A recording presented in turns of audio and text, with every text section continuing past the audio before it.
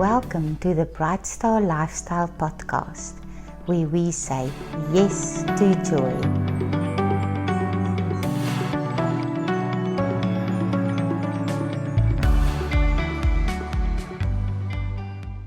Good day, Bright Stars. Oh, yes, today we have a very interesting guest. I was hoping that we can do a podcast with her for a long time already because she is very interesting and the organization that she represents is also very interesting.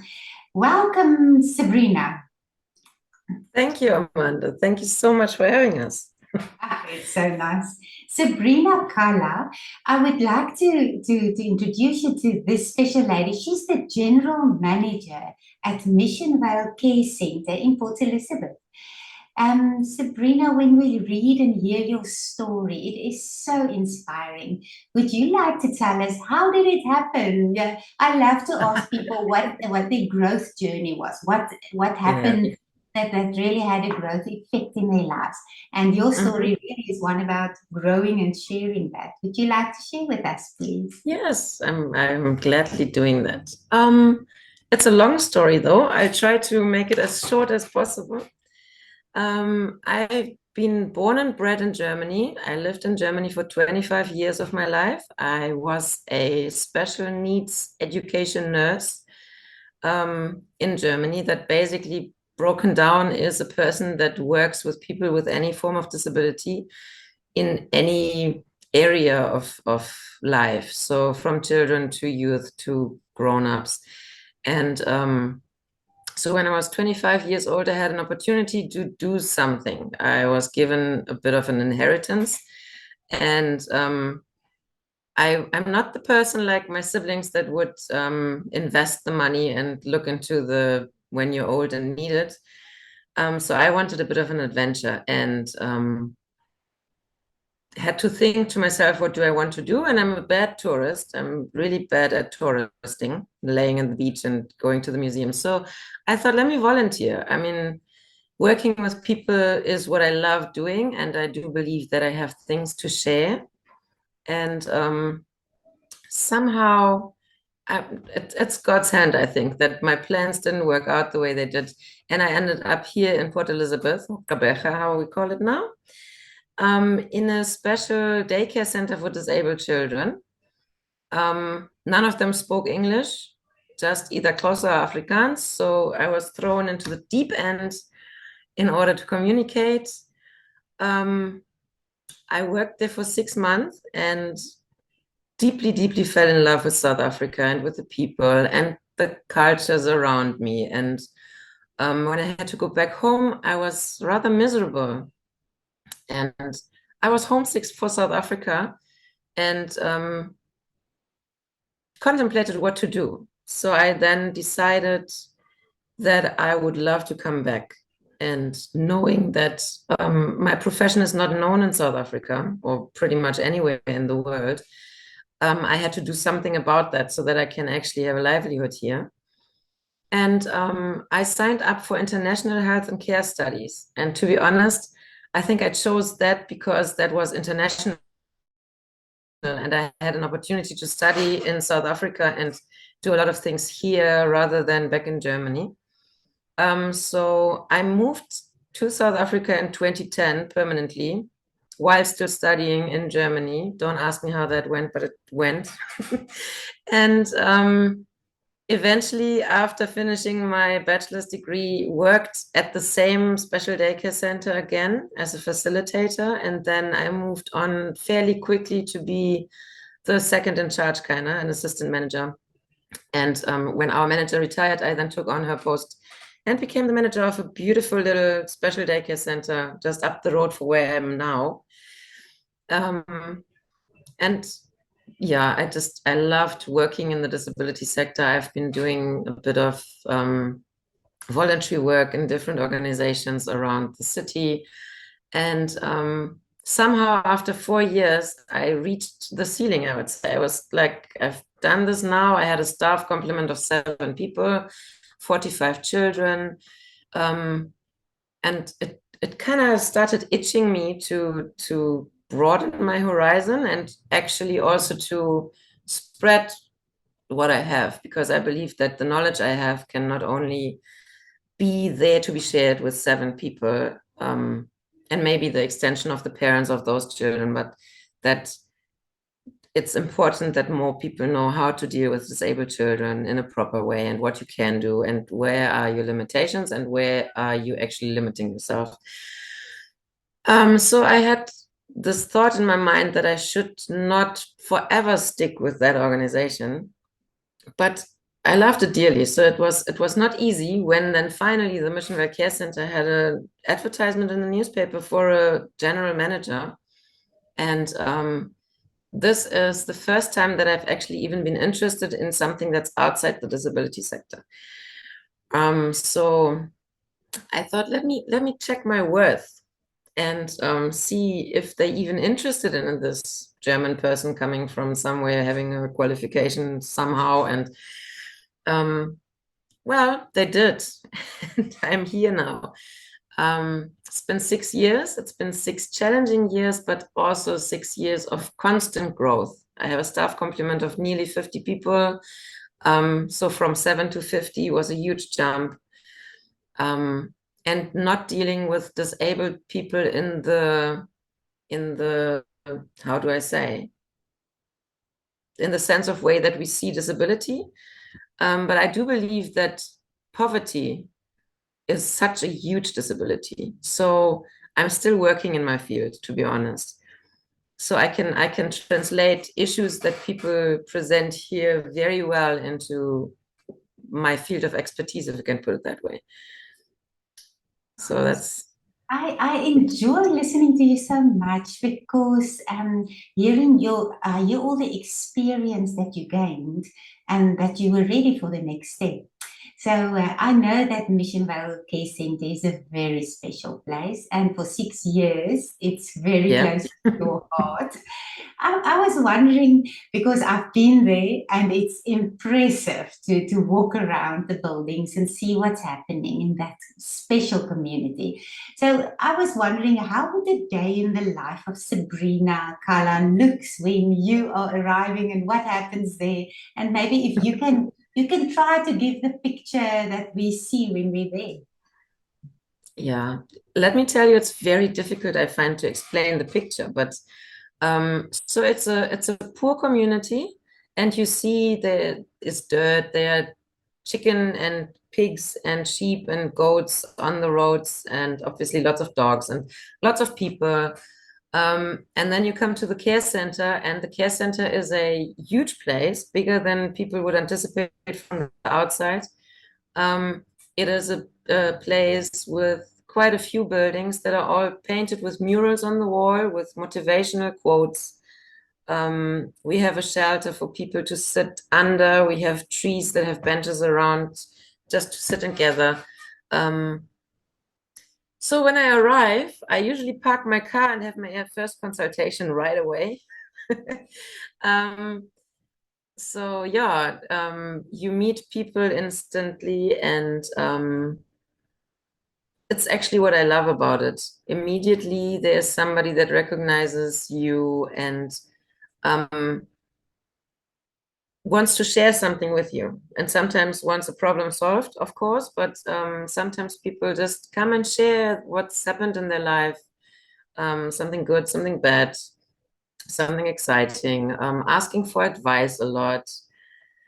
And then I'd get to my desk and I'll do my admin stuff. I'll check my emails, I do my things. So the thing is that the center is very big, and being the manager of about 13 different units that could easily all be an NGO on their own, there's a lot to do that is admin work, and that's funder related and stakeholder related.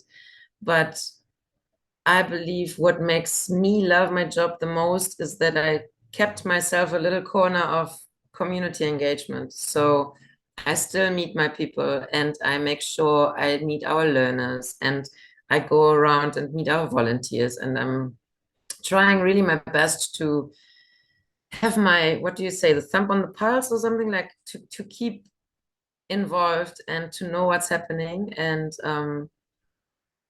yeah, it's like I don't like the days when I'm sitting in my office the whole day. That's usually not so good days. I much prefer being with the people and yeah, taking part in their life, actually. Yeah.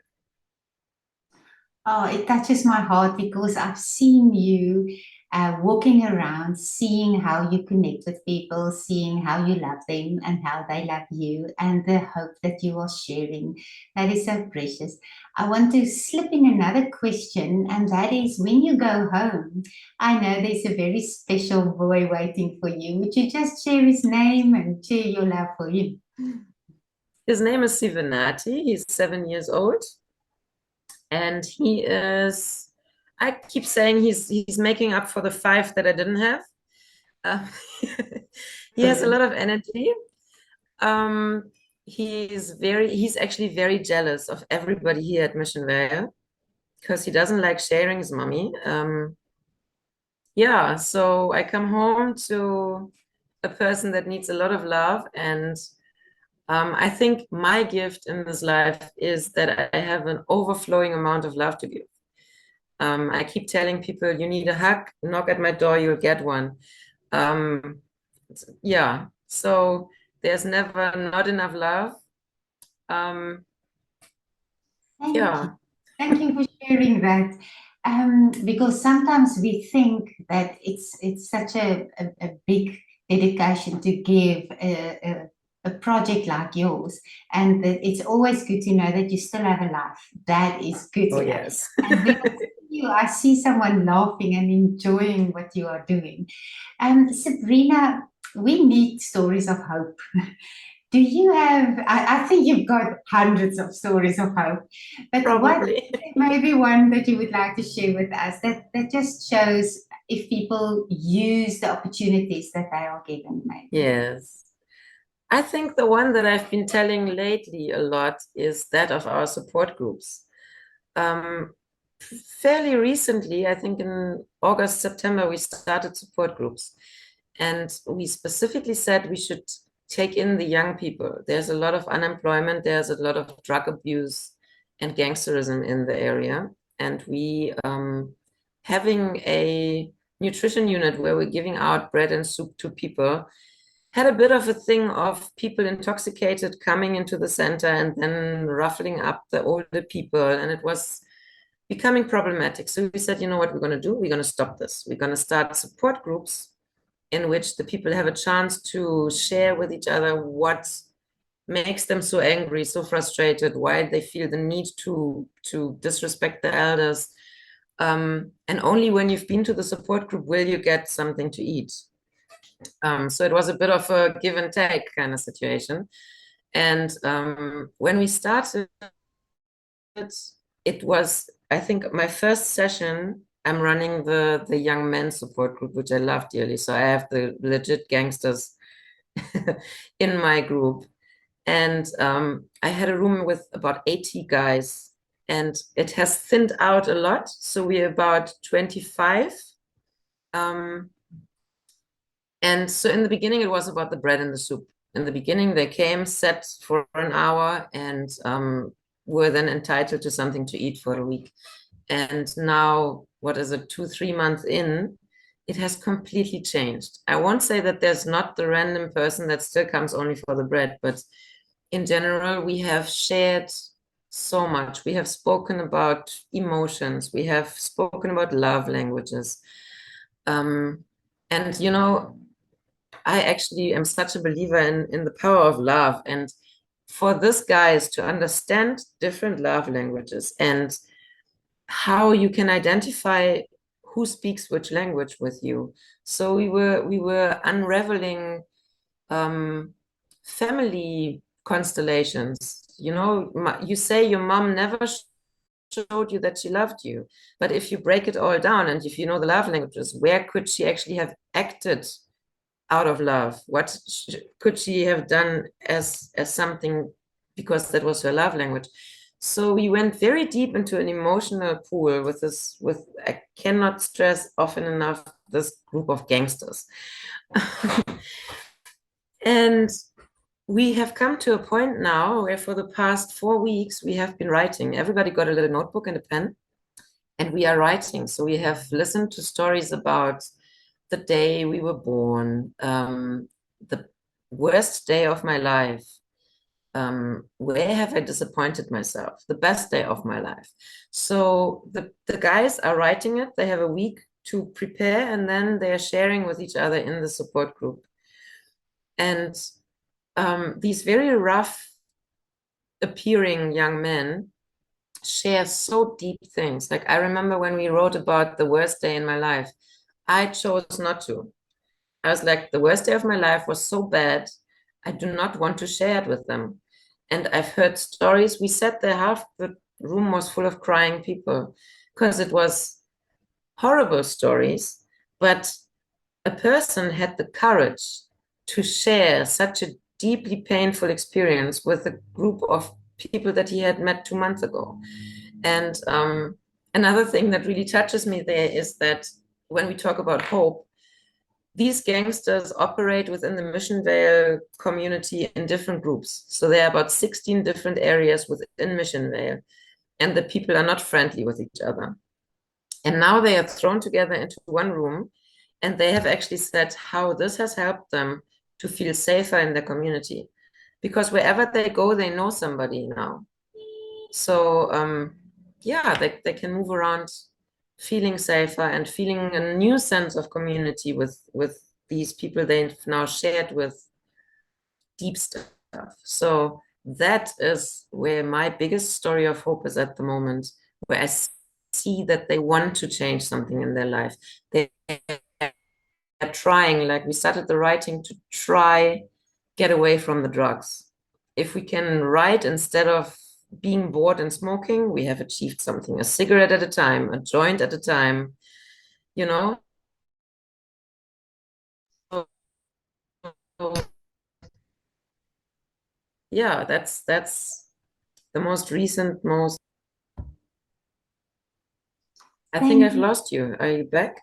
You lost me for a small little bit, but I'm so glad actually for the connection with Elizabeth. This is a good connection today, so we're very glad about that. I want to end by just saying, you're such a brave lady. You with what you are doing and getting the conversations going and showing the difference that love makes is just so precious. So thank you for that, and thank you that you were obedient, that you came to South Africa, that we can get to know you, but also for the amazing difference that you're making. So thank you for that. Sabrina, if people want to know more about Missionvale Care Centre, where do they go? And if they want to contact you, maybe what would you suggest is the best way? Yeah. So they can try check out our website, and I must say it's an old one, so don't be disappointed when you check our website. We are it is missionvale.org.za. They are very welcome to contact us on email info@missionvale.org.za, and they can phone if they want to. I can share the phone number. It's 041-811-7525. Yeah, that's the channels that are easiest to connect with us, I would say. Yeah. Thank you so much. We will put the email on the screen also, so that people will be able to connect with you. But I just want to thank you. We did Brightstar at Missionvale and are excited about the future for more possibilities, because to connect with what you're doing is so special, to see more and more people shining. Thank you so much. Will you have a wonderful day? Thank you, Amanda, and thank you for allowing me this opportunity. It's a real pleasure, really. Thank you for joining us today. You can visit us at www.brightstarlifestyle.co.za. Until we see you next time, keep on shining.